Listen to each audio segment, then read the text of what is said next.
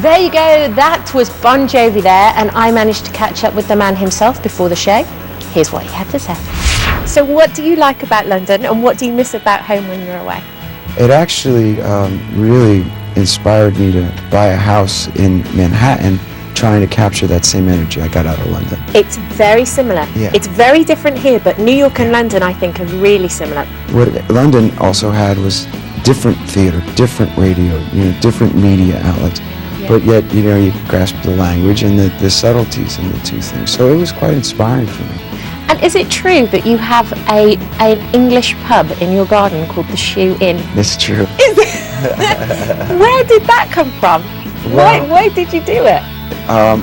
There was a building on the property that I guess a caretaker at one time lived in, and we didn't have somebody like that. Okay. So I converted it to a pub, and it's called the Shoe Inn because I have a horseshoe put into a place, being the luckiest man in the world. We call it the Shoe Inn. And can anybody frequent this establishment? I think it's by invite only. It's purely friends.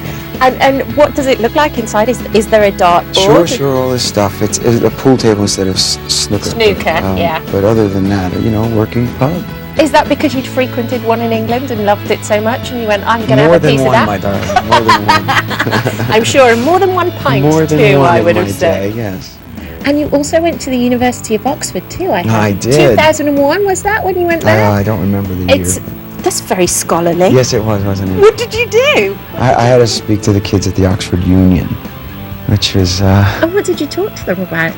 Well, I don't know. It was sort of like a life lesson kind of, inspirational speech, and just giving them the idea that, it was a big world out there and there's a lot of things at their fingertips and get ready for it. Okay. And did you go punting? No. You didn't do any of that? No. It was in the midst of a tour, so I literally went up, spoke, stayed for an hour or so, and then had to get back. Okay. Now, tell me a little bit about the contestants. How was it working with them? Well, it was great. It really was, because you realize this is the cream of the crop. When they get down to the final six, these people are been through this, not only through that audition process, but week after week of having songs that they picked that they can wrap their arms around. What did you think of Blake's interpretation of your song? I was concerned, because he explained to us what he intended to do, but as he's just sitting there at a piano with me and Dave playing acoustic instruments, you're not quite sure if he's going to pull that off. And this is a singer's showcase. Yeah. So to take 16 bars in the middle of a song like that and think, okay, there's a huge risk. But, all the power to him, it paid off. So when are you next over at the UK? Well, we're opening the O2 in June. Okay. As a one-off.